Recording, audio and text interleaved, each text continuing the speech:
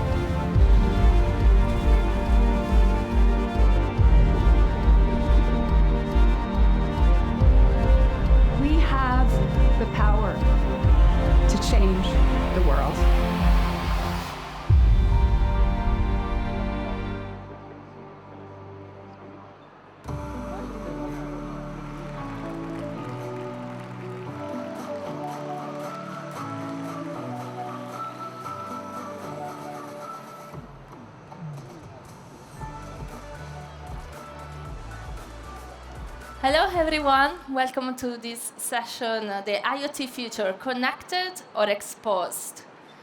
There are 22 billion Internet of Things devices currently in use. Some devices listen to us, others watch us. Others know what we watch. Some of them are vulnerable to security threats and leave the user vulnerable. So what are we invisible trading in exchange to these devices and this connection? Today we have three amazing panelists with us. Hans Stefan, VP Critical National Infrastructure and Networks at Rohde Schwarz. We have Ken Wells, VP Technical Sales at floLIVE.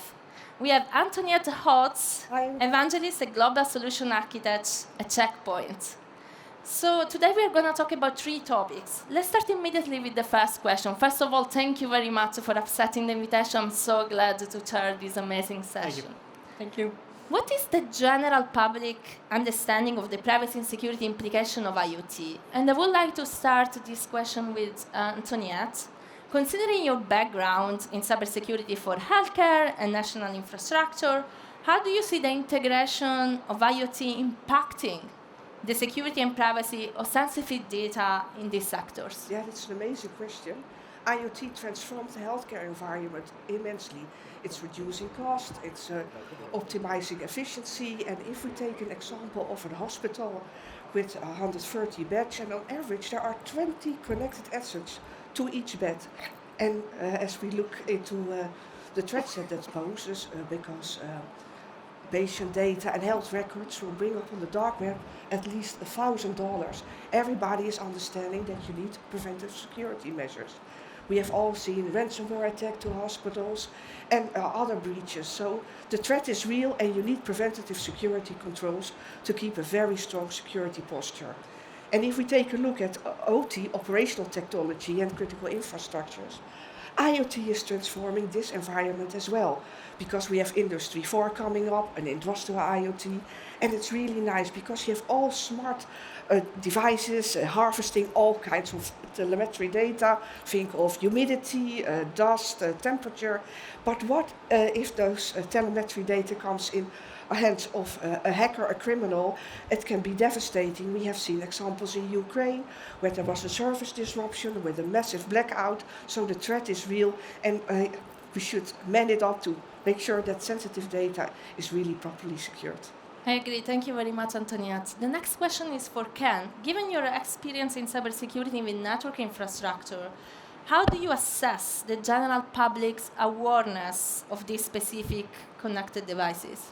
Yeah, thanks, Anna. So, you know, generally, whenever you're connecting a device to the network, you're expecting that your network provider is secure, that you have a secure connection there. But that's not always the guarantee for your endpoint. There are many intrusion points into your device, into your network vis-a-vis your device that aren't necessarily covered by the operations of the network operator. So what we do to secure our networks at floLIVE is we own our own infrastructure, and so we manage patch updates and make sure that the infrastructure is secure, that you're operating over.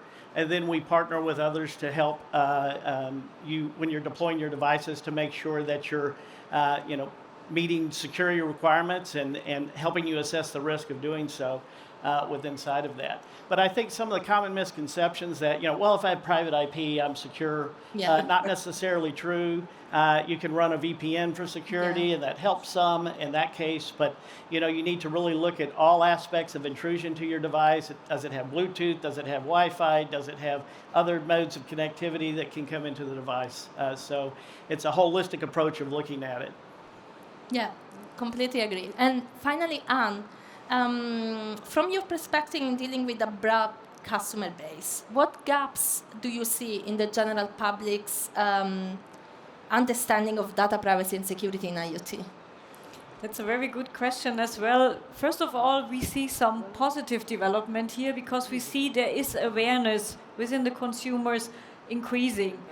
And as all of us are the consumers, we also need to be aware that we have to adapt the security to the amount of the threat level that is coming. Because we all know about the security of a passcode, but in that scenario, the security of a passcode is maybe not enough. You have to do other things as well. And this brings me to the success of the IoT future depends on the trust of the customers. The trust of the customers is essential into that. So how can we get to that trust? And to get into that trust, in my belief, it's all of our responsibility. It's the government, but it's also the regulation, it's the industry, and of course it's also the consumers. We had a discussion before where we said we cannot exclude the consumer because also by the way you choose the device, you make a decision. Trust a brand or trust a certification, trust something in that. So this is a key in that environment for us. Yeah, we will come to regulations later, but thank you very much for raising the point. The second topic is talking about tools that we have for mitigating privacy and security threats nowadays. So we'd like to start with Ken. Given your experience at floLIVE, how do you see the industry collaboration in testing IoT security and detecting anomalies across the increasing number of devices? And the second question is, are there specific challenges you have encountered in mobile network setting, for example, and how can partnership with industry players contribute to a more robust IoT environment? Great, thank you. Yeah, so you certainly, from the tools perspective, you need your provider for your network services to provide you the type of tools that give you deep inspection into the network to see that your device is behaving as you expect it to. So when you're developing an IoT device and deploying that, it's going to have a behavior pattern that you're going to know. You know how your device connects, how often it connects, how much data it's sending. So if you're a provider, you need to make sure they're able to provide you with tools that look at and analyze the usage of your device so that you can have early detection if it's doing something that it's not supposed to be doing. This could be an indication that you've had a malware or some type of infection within your device that's changed the behavior of it, so you need to inspect that further. So the tool set that we need to provide as an industry to you is a deep, rich set that you can look at signaling and other events happening within the network and look at your data patterns and things that are happening to see if there's a device behavior change.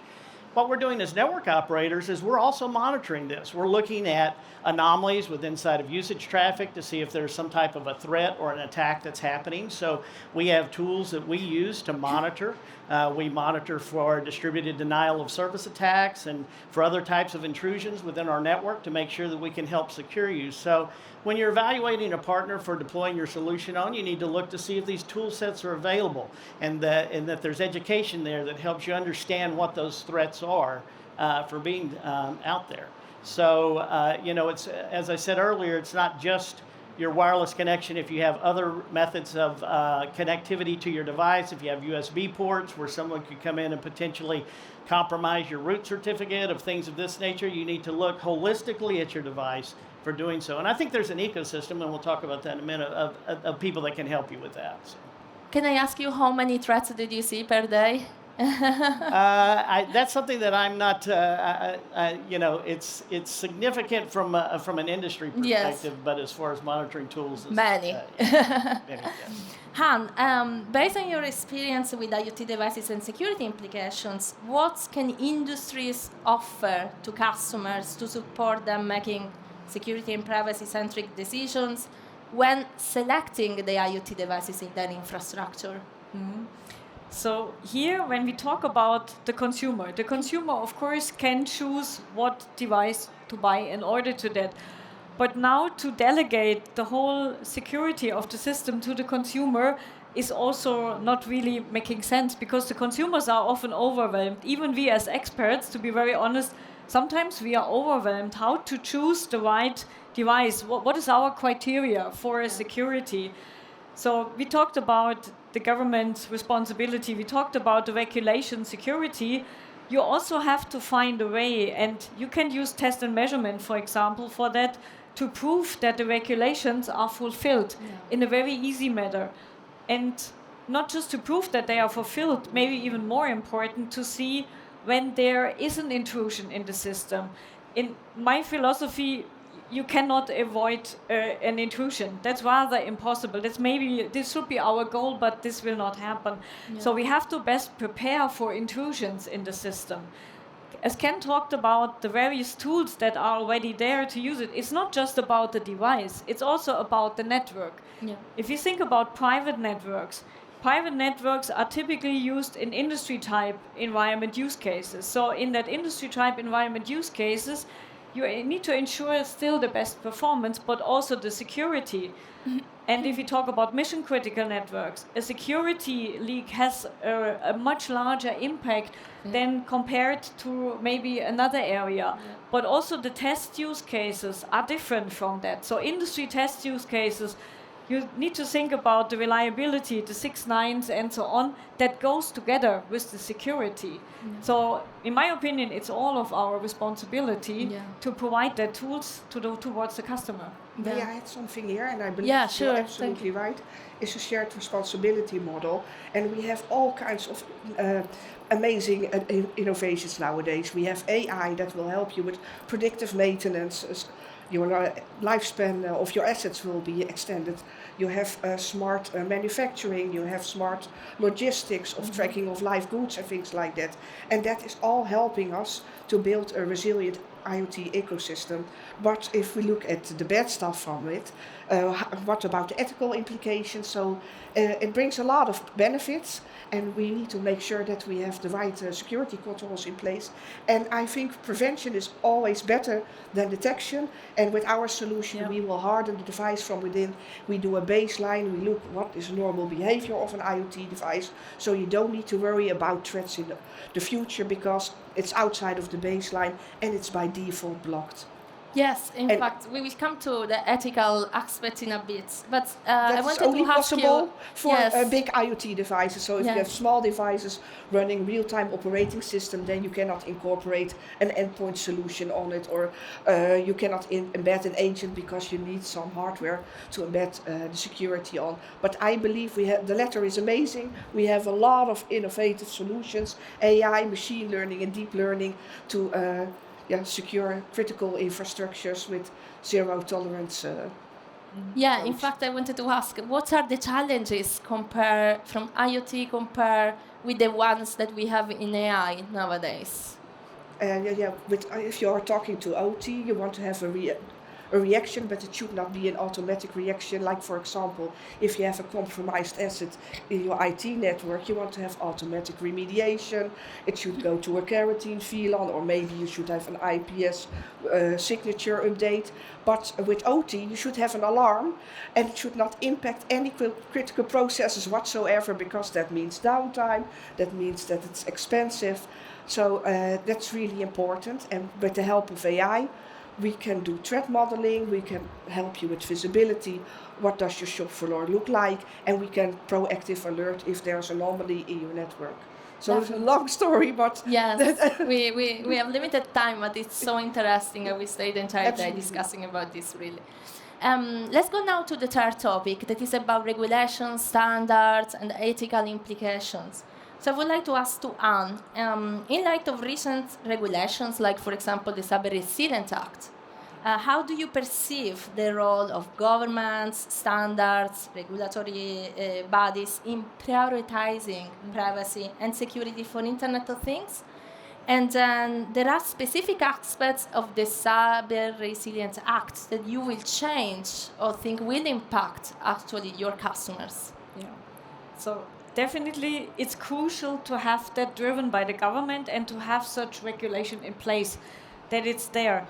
On the other hand, we also briefly discussed before and said what is unclear is who takes the responsibility for that, because it just said it's there and you have to follow it, but someone has to take the responsibility. So we discussed about before, should this be on the consumer side, that when you operate, for example, a private network somewhere in a factory environment, it's your responsibility to follow that, or are you delegating this to maybe a service provider? Important is this goes hand in hand, because it has to be not just the one thing has to be secure, it has to work together in a secure mode. If you think about the device as an example, it's software based. So as we talked about the intrusions, you have to keep the device up to date to protect against other intrusions coming in.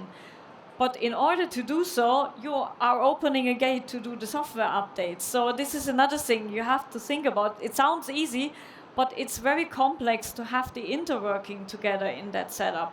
And other things are software-based as well. If you use AI and machine learning, which is a great help in order to that, you're collecting data to train the algorithm. So you have to continuously keep collecting the data to train the algorithm that your database is up to date. Yeah. So all of this, in my opinion, in the regulation, it's important. But also another aspect is very important, that in some of the forums, we collect experiences on that. So bring the industry together and exchange the experiences. There is the GSMSA 5G manufacturing forum where the industry players get together to exchange on that.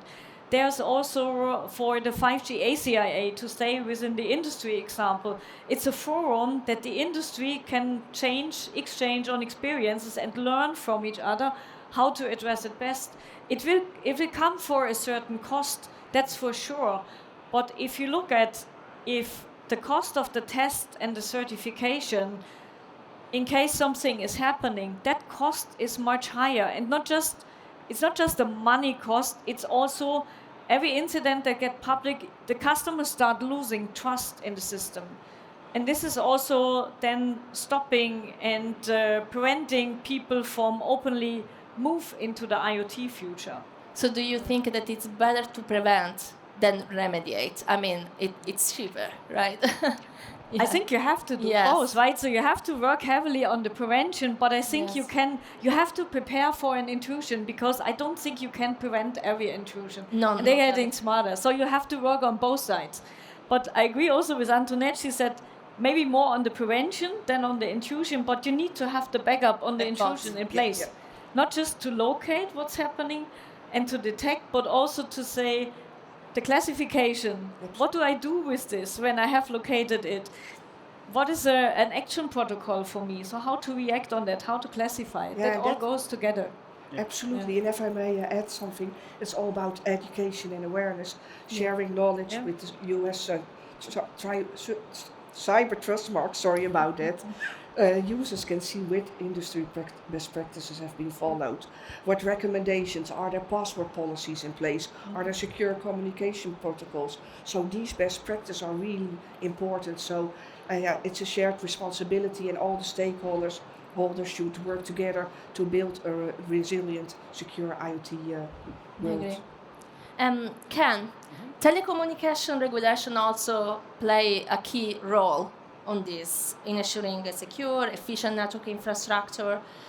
Considering your experience in cybersecurity within network infrastructure, how do you see the regulatory landscape there? And in what ways can this approach contribute to enhancing the overall security and resilience of telecommunications network for IoT, for example? Yeah, so, regulation is very important. It usually comes after the fact. I'm sure many of you have already deployed IoT devices in the field today. So there are things that, that you've already done and put in place outside of the field. And the regulation typically follows the deployment of the device. So it's important that you're aware of it and that you're up to date with it. And I think the CRA that's recently been ratified there's two aspects to it, right? There's cybersecurity, which is the prevention, and then there's the cyber resiliency, which I believe the Act is trying to address, is what do I do after an attack? How do I minimize the impact of this attack? How do I protect my systems? How do I back up my customers' data? How do I make sure that I can continue business even in the event of a threat? And then again, it comes back to the tool set that you're provided. So I think the regulation is helping guide us and understand. GSMA has IoT security guidelines that have been in place for a long time that guide network implementations. But owning and operating your own network and gives you an advantage from being able to make sure you're patched and you're monitored. If you have a device out there that's running inside of your network that's from a vendor, how do you know what they're doing for due diligence and managing their threats? Are they identifying them properly?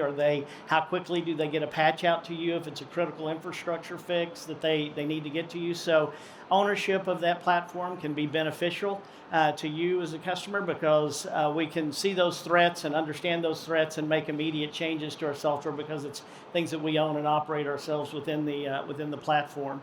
But I think that the regulatory environment is important. I mean, SB 327 in the States set forth no common passwords. So a lot of the consumer devices that you buy at your home, they have just default passwords. Anybody can easily access that. The wireless protocols that you use in your home are not that strong, so they can easily be compromised. So I think that this really, in the consumer space, kind of helps to start protecting the consumer from your vacuum cleaner from spying on you, for instance. So I think it's very important. Yeah, at the moment, the only tool that I see for the consumer for being protected is like reading these 40 pages of terms and conditions that you get when you are installing one of these devices in your home. And we saw in our test bed that sometimes if you don't agree on those terms and conditions, you cannot even use the devices. So this is like very ethical, not really ethical. And in fact, this brings to my final question for this topic for Antoniette. Like IoT introduced various challenges and ethical implications. So from your perspective, what measures do you believe governments, regulatory bodies should take for addressing these challenges?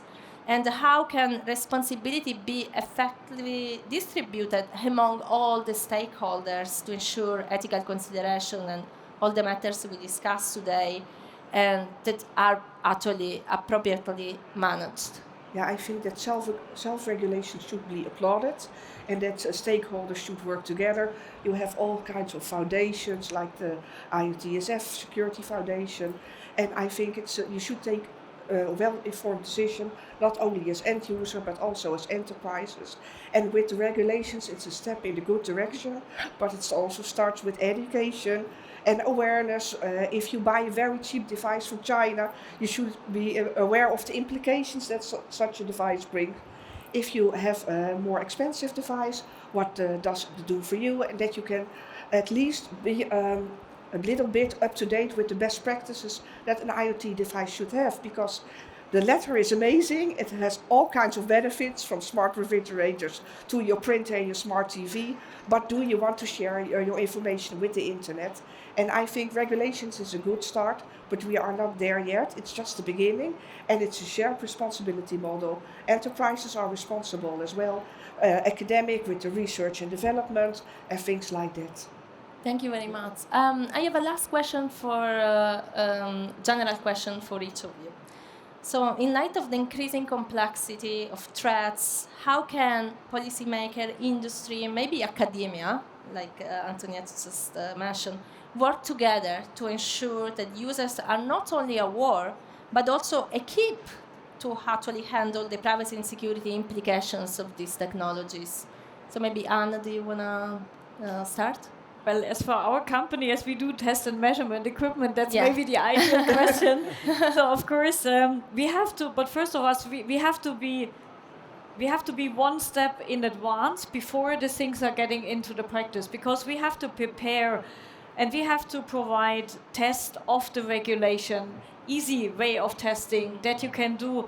You have to do a kind of a monitoring. You also mentioned that to continuously understand, are there intrusion happening? So you need to really provide the complete tool set, and therefore you need to have an understanding of the complexity of the whole ecosystem, what combinations can be used.